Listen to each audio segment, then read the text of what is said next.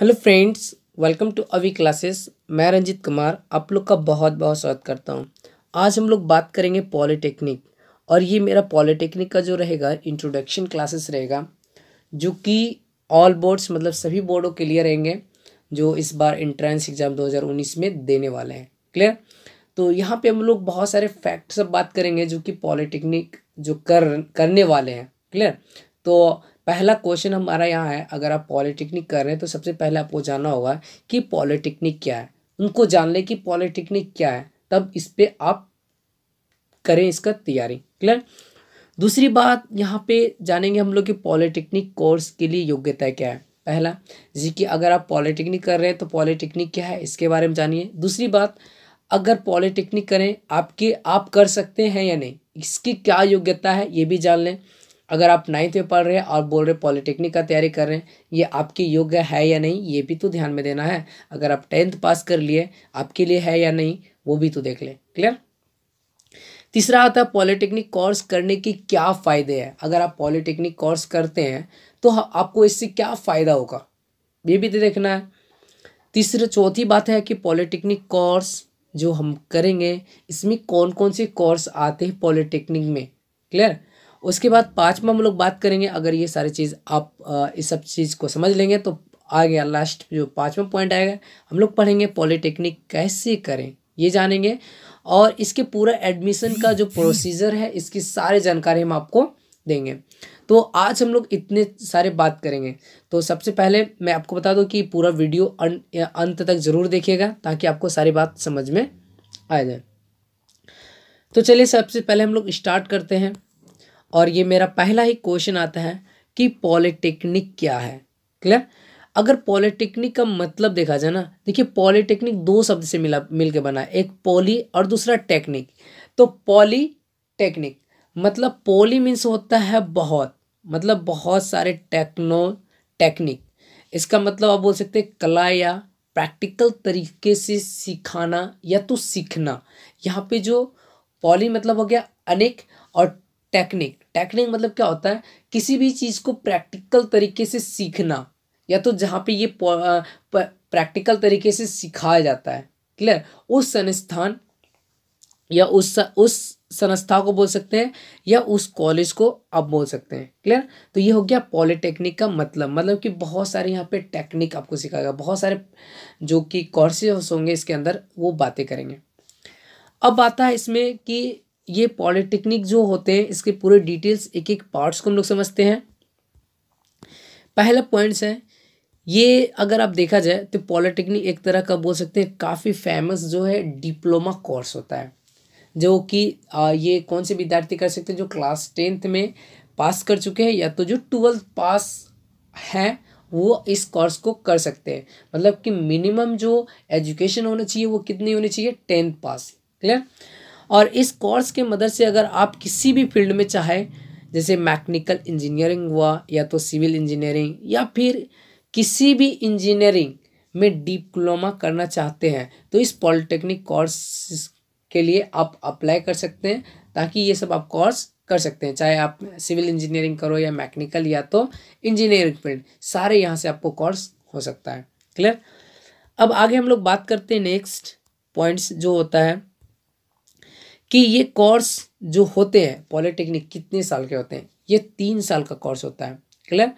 और इस कोर्स का जो खासियत है क्या है, ये आप पॉलिटेक्निक कोर्स करने के बाद, जैसे आप पॉलिटेक्निक कर लेते हैं इसके बाद डायरेक्ट आप क्या कर सकते हैं, डिग्री जो ग्रेजुएशन होती है ना उसके आप चाहे तो बीटेक के सेकेंड ईयर, बीटेक जो होता है ग्रेजुएशन डिग्री है, जो कि आप डायरेक्ट क्या होगा फर्स्ट ईयर में ना जाके सेकेंड ईयर में डायरेक्ट आप एडमिशन ले सकते हैं अगर आप पॉलिटेक्निक कर लिए हैं तो।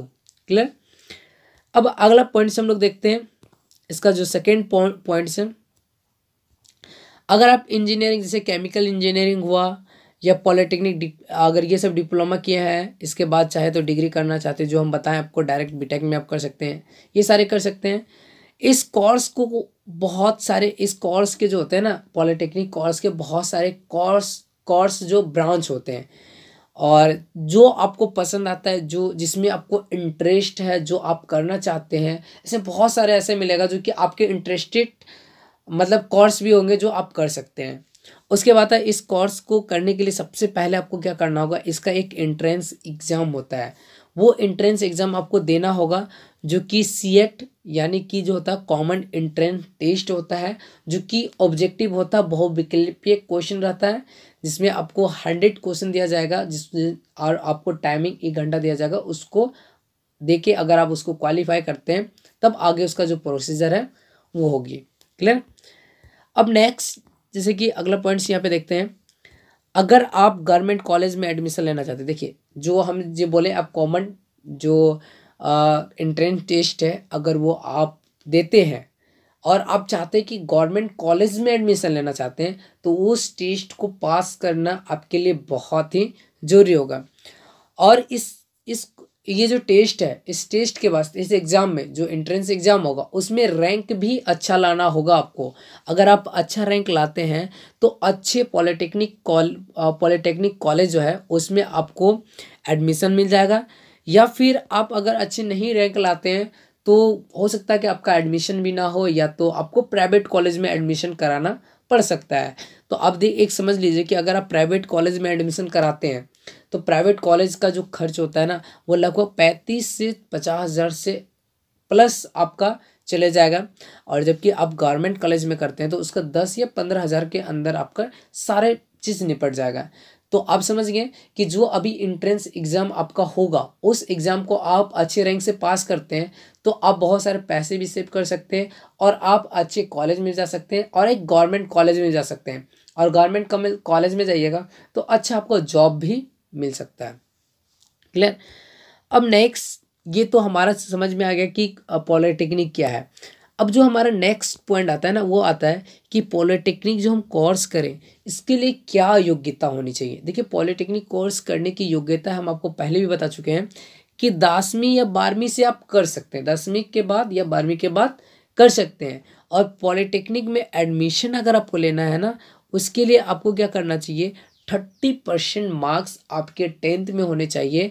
साइंस, मैथ और इंग्लिश ये तीनों सब्जेक्ट में 35% मिनिमम मार्क्स होना चाहिए। मैक्सिमम आप जितना कर सकते हैं लेकिन मिनिमम 35% मार्क्स होगा, तभी आप इनमें क्या कर सकते हैं, आपका एडमिशन होगा।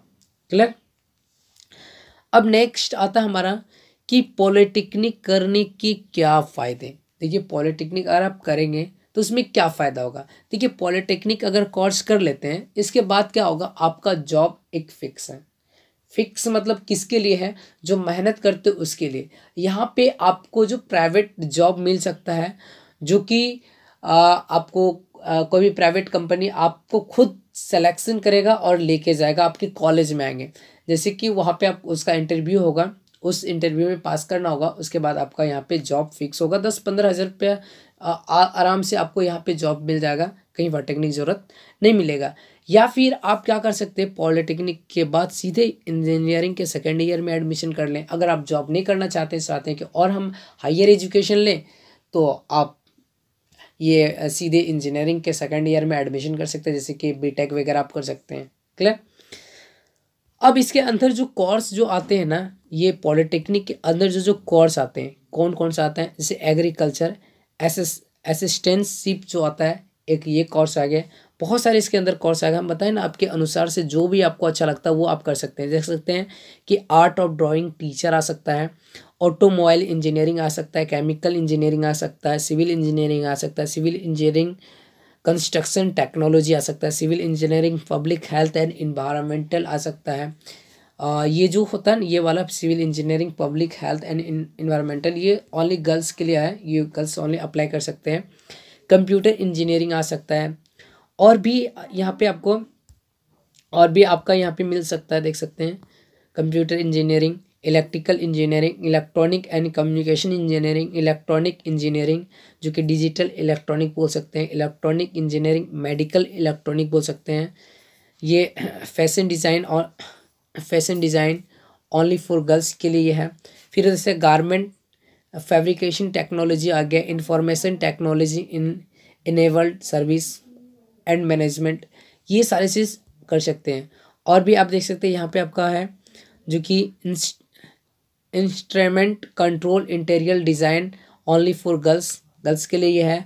लाइब्रेरी इंफॉर्मेशन एंड साइंस, ये भी ओनली गर्ल्स के लिए जो 2 इयर्स का है। Mechanical engineering, mechanical engineering maintenance engineering में जो आता है मैकेनिकल में वो आ सकता है।